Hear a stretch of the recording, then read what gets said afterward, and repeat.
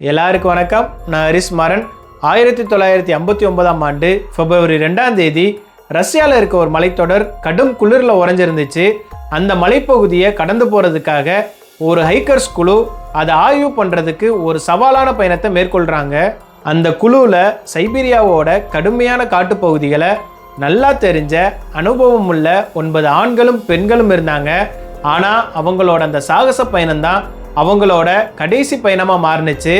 அதுக்கப்புறம் அவங்கள தேடி போன மீட்பு குழு கண்ட காட்சி இன்னைக்கு வரைக்கும் உலக ஆராய்ச்சியாளர்களை உரைய வச்சுட்டு தான் இருக்கு. அவங்க தங்குறதுக்காக போட்டிருந்த டென்ட் எதுக்காக உள்ளே இருந்து கத்தியை வச்சு கிழிக்கப்பட்டிருந்துச்சு. -30°C கடும் குளிரில் அவங்க ஏன் டென்ட்ல இருந்து வெளியே குதிச்சாங்க? அப்படி அவங்க எதை பார்த்து பயந்தாங்க? செருப்பு கூட போடாம வெறும் காலோடையும் உள்ளாடைகளோடையும் அவங்க எதுக்காக பனியில ஓடுனாங்க? மீட்பு பணிக்காக போன அந்த குழு கண்டெடுக்கப்பட்ட சடலங்கள் இன்னும் பெரிய அதிர்ச்சியை கொடுத்துச்சு. அதுல சிலருக்கு மண்டையோடு உடஞ்சிருந்துச்சு, சிலருக்கு விலா எலும்புகள் நொறுக்கப்பட்டிருந்துச்சு. ஆனா வெளியில எந்த காயமும் இல்லை. ஒரு பெண்ணோட நாக்கும் கண்களும் மர்மமான முறையில காணாம போயிருந்துச்சு. இன்னும் விசித்திரமான விஷயம் என்னன்னா, அவங்க போட்டிருந்த ட்ரெஸ்ல கதிர்வீச்சு இருந்தது கண்டுபிடிக்கப்பட்டிருந்துச்சு. இது எதுவும் பனிச்சரிவா, இல்லனா ரகசிய இராணுவ சோதனையா, ஏலியன்ஸோட வேலையா, இல்லனா அந்த பகுதியில் வாழ்ந்துட்டு இருந்த மான்சி பழங்குடியினரோட கோபமா? 60 ஆண்டுகள் கடந்தும் பதில் கிடைக்காத அந்த 9 பேரோட மர்ம மரணங்கள். இன்னைக்கு நாம அந்த பனிக்கு அடியில் புதைஞ்சி கிடக்கிற உண்மையை தோண்டி எடுக்க போறோம். வாங்க வீடியோக்குள்ள போலாம். 1959ஆம் ஆண்டு ஜனவரி 23ஆம் தேதி அதிகாலை 10 பேர் கொண்ட ஒரு ஹைக்கர்ஸ் குழு சோவியத் யூனியனோட நடுப்பகுதியில் இருக்க உரால் மலைத்தொடருக்கு போறதுக்காக ட்ரெயின்ல ஏறினாங்க. அந்த குழுவில் 8 ஆண்களும் 2 பெண்களும் இருந்தாங்க. அந்த குழுவோட தலைவரா இக்னோர் டயட்லோவ் இருந்தாரு. அதனால தான் இந்த இன்சிடென்ட்டுக்கு டயட்லோவ் பாஸ் இன்சிடென்ட்னு பேர் வைக்கப்பட்டுச்சு. அந்த ட்ரெயின் சைபீரியாவோட மலைப்பகுதியில் கடந்து அடர்த்தியான டைகா காட்டுக்குள்ள போயிட்டு இருக்கும்போது அந்த குழுவோட டைரியில கடைசியா இதுதான் எழுதப்பட்டிருந்துச்சு: இந்த ஹைக்கிங் பயணத்துல எங்களுக்கு என்னென்ன காத்துட்டு இருக்குன்னு ஆச்சரியமா இருக்கு, ஏதாவது புதுசா நடக்குமா அப்படின்னு அந்த டைரியில எழுதப்பட்டிருந்துச்சு. பல்வேறு போக்குவரத்தை யூஸ் பண்ணி தான் அவங்க டிராவல் பண்ணிட்டு இருந்தாங்க.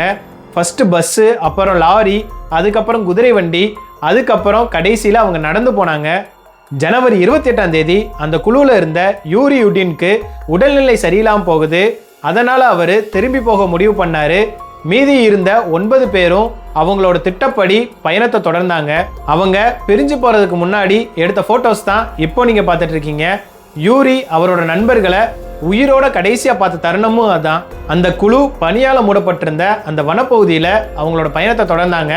அவங்க பார்த்த முக்கியமான எல்லாத்தையுமே அவங்க டைரியில பதிவு செஞ்சாங்க. மேலும் பல புகைப்படங்களை அவங்க எடுத்திருந்தாங்க. மீட்கப்பட்ட புகைப்படங்களையும் அவங்களோட டைரி குறிப்புகளையும் பார்த்தா அவங்களோட பயணத்துல எந்த பிரச்சனையும் இல்லாம நார்மலா தான் தெரிஞ்சது. அங்க இருந்தது எல்லாமே அதிகமான பனி, கடுமையான குளிர், அதுக்கப்புறம் தொடர்ந்து கடினமாகிற மலைப்பகுதிகள் மட்டும்தான். பிப்ரவரி 1ஆம் தேதி அவங்க அங்க இருக்க மான்சி பழங்குடியின மக்களால் டெட் மவுண்டைன் அழைக்கப்படுற ஒரு மலையடிவாரத்தை அடைஞ்சாங்க. அந்த மலையோட உச்சிலிருந்து சில 100 மீட்டர் தூரத்துல ஒரு முகாம் அமைக்க முடிவு செஞ்சாங்க. சில வாரங்களுக்கு அப்புறம் டயட்லோவ் அப்புறம் அவங்க குழுல இருந்த மற்ற யார்கிட்ட இருந்தும் எந்த தகவலும் வரல. அதனால அவங்க ஃப்ரெண்ட்ஸ் அப்புறம் ஃபேமிலி மெம்பர்ஸ் கவலைப்பட தொடங்கினாங்க. பல விவாதங்களுக்கு அப்புறம் வாலண்டியராக வந்த ஒரு தேடுதல் குழு அவங்கள தேடி போக முடிவு செஞ்சாங்க. பிப்ரவரி 26ஆம் தேதி தேடுதல் குழு இறுதியா அவங்க போட்டிருந்த டென்ட்டை ஒரு மலைச்சரிவுல கண்டுபிடிச்சாங்க. அதை பார்த்து அவங்களுக்கு இந்த இடத்துக்கு முதல்ல வந்தவங்களுக்கு ஏதோ மோசமானது நடந்திருக்குன்னு தெளிவா தெரிஞ்சது. அந்த டென்ட் சிதறி கிடந்துச்சு. அதுக்கு மேல கொஞ்சமா பனி படர்ந்து இருந்துச்சு. ஹைக்கர்ஸ் அவங்களோட பொருளை டென்ட்டுக்குள்ள வச்சது மாதிரியே அப்படியே இருந்துச்சு. அந்த டென்ட் உள்ள இருந்து கத்தியால கிழிக்கப்பட்டிருந்துச்சு. அடுத்த நாள் 9 பேரோட காலடி தடங்கள் மலையோட சரிவுல இருந்து பக்கத்துல இருந்த காட்டை நோக்கி போனதை தேடுதல் குழு கண்டுபிடிச்சாங்க. பனியில இருந்த அந்த காலடி தடங்கள் மெதுவான அழுத்தத்தில் இருந்ததுனால அவங்க பதட்டமா ஓடாம அமைதியான முறையில நடந்து போனது மாதிரி தான் இருந்துச்சு. அந்த காலடி தடங்கள் போன டைரக்ஷன்ல தேட ஆரம்பிச்சாங்க. அங்க ஒரு பெரிய மரத்துக்கு கீழே போடப்பட்ட கேம்ப் ஃபயர் பக்கத்துல யூரி டோரன்சென்கோ அப்புறம் யூரி கிரிவோனிஷென்கோவோட உறைஞ்ச உடல்கள் கண்டுபிடிச்சாங்க. 9 பேரோட உடல்களையும் கண்டுபிடிக்க அவங்களுக்கு 2 மாதங்களுக்கு மேலாயிருச்சு. முதல்ல கண்டுபிடிக்கப்பட்ட அந்த 2 பேரும் குறைஞ்ச எடையோட இருந்தாங்க. அவங்க கிட்ட வின்டர் ஜாக்கெட் இல்லை, பூட்ஸ் இல்லை, பேண்ட் இல்லை, கையில் க்ளவுஸ் இல்லை. கடும் குளிரில் அவங்க எந்த ஒரு பாதுகாப்பு உடையும் போடவே இல்லை. அவங்க லேசான சட்டை, உள்ளாடை, அப்புறம் சாக்ஸ் போட்டிருந்தாங்க. அவங்க இறந்த டைமில் வெப்பநிலை சுமார் -30 டிகிரி இருந்திருக்கலாம். அந்த மரத்தில் ஒருத்தர் ஏறினதுக்கான அடையாளமும் இருந்துச்சு. அவங்க இரவு நேரத்தில் அவங்களோட டென்ட்டை தேட ட்ரை பண்ணாங்களா, இல்லைனா யார்ட்டையாவது இருந்து இல்லைனா ஏதாவது ஒன்றிலிருந்து மறைகிறதுக்காக மரத்தில் ஏறினாங்களான்னு தெரியல. அடுத்த 3 பேரோட உடல்கள் பக்கத்தில் இருந்த மரத்துக்கும் டென்ட்டுக்கும் இடையில கொஞ்சம் தூரத்தில் கண்டுபிடிக்கப்பட்டுச்சு. அவங்க சில சென்டிமீட்டர் பனியில் மூடப்பட்டிருந்தாங்க. அவங்க கிட்ட பூட்ஸ் இல்லை, ஹேண்ட் க்ளவுஸ் இல்லை. ஆனால் அவங்களோட முகம் இறந்தப்போ டென்ட் பக்கமாக பார்த்த மாதிரி இருந்துச்சு. அவங்கள சில பேருக்கு சிறிய காயம் ஏற்பட்டிருந்துச்சு. ஆனால் அவங்க 5 பேருமே இறந்ததற்கான முக்கிய காரணம் ஹைப்போதெர்மியா. அதிக குளிர்னால உடல் வெப்பநிலை பயங்கரமாக குறையிறதுக்கு பேர் தான் ஹைப்போதெர்மியா. மீதி இருந்த 4 பேரோட உடல்கள் ஒரு சிறிய பள்ளத்துக்கு அடியில் கண்டுபிடிக்கப்பட்டுச்சு. அது சுமார் 3 மீட்டர் பனியில் புதைஞ்சு இருந்துச்சு.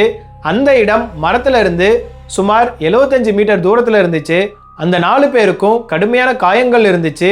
ஒருத்தருக்கு மண்டையோடு உடைஞ்சிருந்துச்சு. மற்ற 2 பேருக்கும் விலா எலும்புகள் முறிஞ்சிருந்துச்சு. அது மட்டும் இல்லாமல் அவங்களுக்கு உட்புற இரத்த கசிவும் ஏற்பட்டிருந்துச்சு. இந்த காயங்கள் எல்லாமே அவங்க உயிரோடு இருக்கும்போது ஏற்பட்டிருக்கு. அந்த 4 பேரில் 2 பேருக்கு கண்கள் இல்லை. மேலும் ஒரு பெண்ணுக்கு நாக்கு காணாம போயிருந்துச்சு. இன்னொருத்தருக்கு மூக்கு உடைஞ்சிருந்துச்சு. ஆனால் அவங்க இறந்ததும் ஹைப்போதெர்மியானால தான். இதில் மர்மமான விஷயம் என்னன்னா, 3 பேரோட உடம்புல அதிகமான ரேடியோ ஆக்டிவிட்டி இருக்குது. பின்னாடி தான் கண்டுபிடிச்சாங்க. கடைசியாக மே 28ஆம் தேதி இந்த குற்றவியல் வழக்கு முடிவுக்கு கொண்டு வரப்பட்டுச்சு. அதோட முடிவு எல்லாத்துக்கும் குழப்பத்தை ஏற்படுத்தினுச்சு. விசாரணையில் அவங்க என்ன சொன்னாங்கன்னா, இந்த ஹைக்கர்ஸ்லாம் எதிர்கொள்ள முடியாத ஒரு தெரியாத சக்தியே அவங்களோட மரணத்துக்கு காரணம்னு சொன்னாங்க. இது ஏற்றுக்க முடியாத பதிலாக இருந்துச்சு. ஆனால் இப்போ முக்கியமான கேள்வி ஒன்று எழும்புது. ஏன் அவங்க டென்ட்டை விட்டு வெளியில் போனாங்க? ஏன் அந்த டென்ட் உள்ளேருந்து கிழிக்கப்பட்டிருக்கு? ஏன் சிலர் கடுமையான காயங்களோடு இருந்தாங்க, மற்றவங்க குளிர்னால இருந்தாங்க? ஏன் பலர் குறைஞ்ச உடையோடு இருந்தாங்க? இந்த எல்லா கேள்விக்கும் நம்ப தகுந்த விளக்கமாக இது இருக்கலாம். டயட்லவ் அவரே தயாரித்த ஒரு ஸ்டவ் அவர்கிட்ட இருந்துச்சு. அதை அவங்க அந்த நைட் பயன்படுத்தியிருக்கலாம். எதர்ச்சையாக அந்த ஸ்டவ்வில் இருந்த நெருப்பு அந்த டென்ட்டில் பட்டு அந்த டென்ட் தீப்பிடிச்சு எரிஞ்சிருக்கலாம். அவங்க உயிரை காப்பாற்றிக்க உள்ளே இருந்து கத்தியை வச்சு டென்ட்டை கிழிச்சு அவங்க எல்லாரும் வெளியே வந்திருக்கலாம். சிலரோட உடல்கள்லையும் உடைகள்லையும் தீக்காயங்கள் இருந்துச்சு. இது மரத்துக்கு கீழே பண்ண கேம்ப்ஃபயர்னாலேயோ இல்லைனா இந்த ஸ்டவ்னாலேயோ ஏற்பட்டிருக்கலாம். சிலரோட வாயில் ரத்தம் இருந்துச்சு. இது அவங்க அந்த புகையை சுவாசித்ததுனால கூட ரத்தம் வந்திருக்கலாம். ஆனால் டென்ட்டுக்கு வெளியில் வந்தப்போ நிலைமை இன்னும் மோசமாக இருந்துச்சு. கடும் குளிர், பனிப்புயல், இரவு நேரம், சரியான உடைகள் இல்லை, மனிதர்கள் யாரும் இல்லாத பகுதி. அதனால் அவங்க பக்கத்தில் இருந்த காட்டுப்பகுதிக்கு போக முடிவு செஞ்சுருக்கலாம். குளிரிலிருந்து தப்பிக்க அவங்க உடனே கேம்ப் ஃபயர் போட்டிருக்கலாம். சில பேர் அங்கே ஏற்பட்ட பனிச்சரிவு காரணமாக ஒரு பள்ளத்துக்குள்ளே விழுந்திருக்கலாம். அதுக்கு அடியில் கற்கள் அப்புறம் பனிகள் இருந்ததுனால அவங்களுக்கு கடுமையாக காயம் ஏற்பட்டிருக்கலாம். கடைசியாக பார்த்தா உயிர் பிழைச்சவங்க யாரும் இல்லாதனால அவங்களுக்கு என்ன ஆச்சுன்னு தியரிஸை மட்டும்தான் முன்வைக்க முடிஞ்சது. ஆனால் உண்மையாகவே அவங்களுக்கு என்ன ஆச்சுன்னு யாருக்குமே தெரியலை. அந்த ஹைக்கர்ஸ் ஏன் அப்படி நடந்துக்கிட்டாங்கன்னு விளக்க முயற்சிக்கிறது பதில்களை விட மேலும் பல கேள்விகளையே எழுப்புது. மீண்டும் இன்னொரு வீடியோவில் உங்களை சந்திக்கிறேன். See you.